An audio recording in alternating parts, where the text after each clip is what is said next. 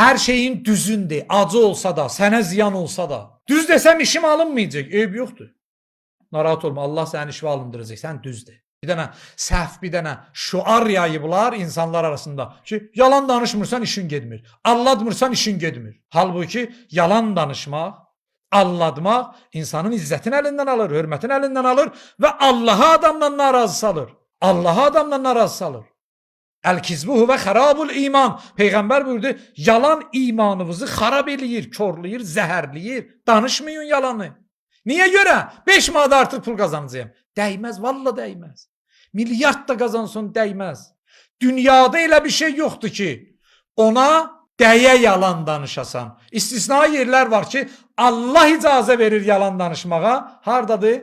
İki küslünü barışdıranda. Həzrət Əlidir, yalan danışa bilərsin. Bir ailənin dağılmağının qarşısını alanda. Həzrət Əlidir, yalan danışa bilərsin. Yoxsa dünya malına görə, yoxsa müəyyən bir artıq məbləğ qazanmağa görə danışmağa icazə verilmir. Çünki yalan özü o günahlardandır ki, insanın hörmətini əlindən alır.